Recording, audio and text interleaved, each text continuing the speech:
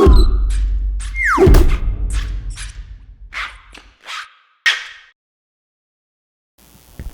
everybody, welcome to another good e-reader comparison video. My name is Michael. This is Peter. Today we have the Sony PRS T3 versus the Amazon Kindle Paperwhite 2. In this video we're going to give you a sense of some of the hardware, but we're really going to dive deep into the e-reading experience, both with your standard ebook and then a side-loaded PDF, and we'll show you the store and some miscellaneous options here or there. Let's give you a sense of the specs. They both have 6-inch display, and one of the hyping factors on the Kindle Paperwhite 2 is the reduced ghosting and reduced page flickering via some of the new innovative technology courtesy of e-ink. We have the same resolution on both, 1024 by 758, and we have an 800 megahertz processor on the Paperwhite versus the 1 gigahertz on the T3. You have double the RAM on the T3 with 512 versus the 256 on the Paperwhite. 1.2 gigs on the Sony in terms of storage space versus the 2 gigs on the Paperwhite, and of course with the T3 you can boost it up via the micro SD card. Absolutely. Let's check out the hardware. Now, the Kindle is built in the conventional sense that it's a one-piece e-reader back and front, nice rubber backing, nice bezel. We'll show the ports here before we go in any deeper. So we have the micro USB port, power button on the bottom, LED indicator light, and that's it because everything is on-screen controlled. Sony is built in an unconventional method sense because it doesn't have a back when you take the case off. And you'd need to take the case off for the micro SD card slot, but at the same time you expose the battery pins and a bunch of the circuit boards. So it seems like a really weird combination of things, like you take the back off to get access, but you're ripping off the protective layer of the reader. Now, to be fair, Sony is releasing a new model called the PRS T3/BC, and that stands for back cover, and this will sort of have the integrated cover that the Kindle has that you won't be able to remove. Which is kind of a really weird move by Sony. Why didn't they just sell a back plate that didn't have this floppy case attached to it? That's what I would have done. What a done. really weird choice. But anyways, you can put this case on like so. I'm not going to put it on fully because we want to leave it on. Now this case does come for free Absolutely. with the Sony, so you don't have to buy it. So you do have this nice suede-esque sleep cover, and it puts the reader to sleep when you close it. Pretty nice, but at the same time kind of a really weird design to have for an e-reader. Yeah, I totally concur. So in the end, Sony has a lot of physical buttons here which will appeal to people who have had prior Sony e-readers in the past or just used to physical buttons. Now you have the physical page turn buttons, home, back, and then your sort of settings / more. These settings will differ depending on what page you are in the e-reader. As you can see with the main UI here, you have books that you're processing reading and books that you've recently added. So these are books that you've either purchased from Sony or side-loaded on yourself. Whereas Amazon, you have the majority of your home screen devoted to books that you don't own but they're trying to push on you, and then you have books that are in your library. And if you scroll, you can see that these are the books you have on your device, and then you can hit the cloud option and check out books that you have purchased but haven't synced to your e-reader. So you can see we have way more books on our cloud than we actually do on our device, and that's to take advantage of the cloud storage with Amazon. Now it's all about the e-reading experience with these two devices. So we're going to check out your standard book and try to get a sense on some of the options that these have. Now these fonts look very different because a lot of the stuff available on the store is not available on the Sony store. So we're going to change the fonts a little bit and at the same time show you the options. So you can see you have about 8 different levels of fonts with the Sony. You have a lot more with the Kindle. You also have line spacing, margins, font types.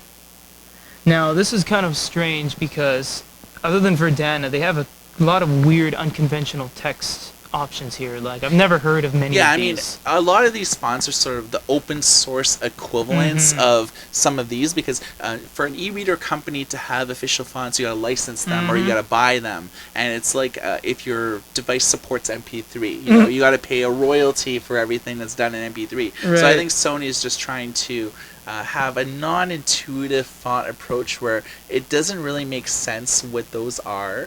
But if you start experimenting, you'd be like, oh, it's exactly the same as Times Right. New Roman or something. You both have dictionaries here. You can both search.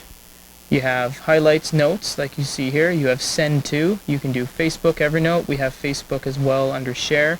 You'll see we have our Facebook account with our thumbnail there. You also have Twitter integration. If you long press, you can open up these little anchors. You can drag and you can make notes of all those. The beauty of the Kindle is that you can drag as much as you want here. Go to more, go to translation, and translate it into any language you want in about 3 seconds.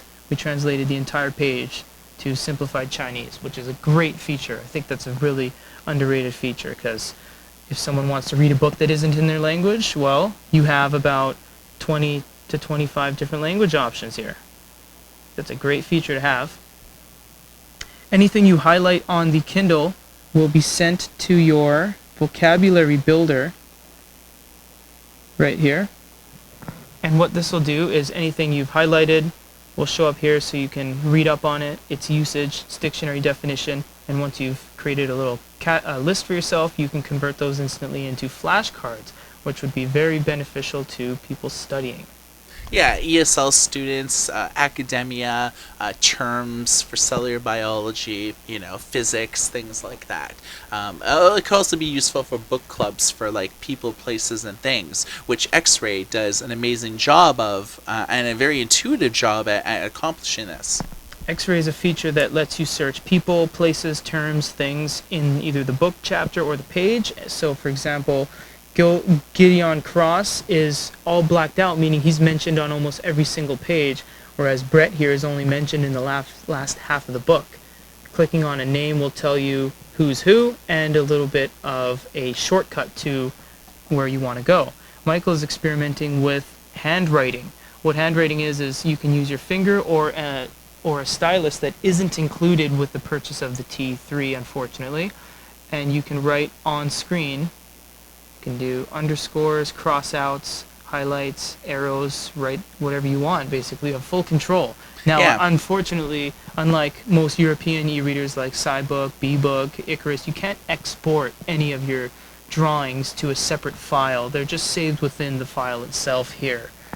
So this is a very intuitive way to take notes with the Sony e-readers, being able to actually handwrite, and very underrated feature. You may not have the deeper level of customization with the Sony reader, like being able to change the line spacing and margins, but sometimes readers don't want a lot of that. I think the primary difference is physical page turn buttons, but you could also turn pages with your finger versus an entirely software-driven experience here. So compared side by side, I think Amazon gives you deeper features and more heavy customization. One of the things that the Sony e-reader does really well is its overdrive capabilities, and this will allow you to both buy or to rent or to borrow books, but also to read them within the Sony browser. And I think that that's a very cool feature. As people borrow books from the library more and more, and as libraries are getting better services, this is a very cool feature, and it's only in Sony readers that allow you to do that. You can borrow books from the Kindle via libraries, but you have to use your PC. It's jumping through a lot of hoops. So let's take a look at side-loaded PDFs, because most popular format out there, and a lot of people wonder what's the difference between these two devices in terms of a PDF experience. So this is a full-size page on each of these. You can do a number of things. You can double tap to reflow it edge to edge and double tap to get out. You can also do a reflow on the Sony as well. It's a couple extra steps. You got to press more, then font, then any stage other than 1 or 2 will turn it into a zoom, which will essentially reflow it. Kindle seems to have a little bit of a problem with side-loaded PDFs sometimes. Requires a reboot every once in a while. You see that it is just the it's justified to the side to the left, so that's kind of a, it's not the best kind of way to change it up. We much more prefer pinching and zooming, which I'll show you in 1 second here. You can pinch and zoom. Now, you don't really have an indication on where you are on the page on the Kindle, unfortunately, and you can't lift your finger and continue to scroll. It just renders. So it's not the best for navigating around the page, whereas the Sony, you pinch and zoom and it's super fast. Look how fast that is. And also a virtual sort of orientation thing there. yeah, there's a little mini map, if you will, of where you are on the page, and you can actually let go of your finger and continue navigating around.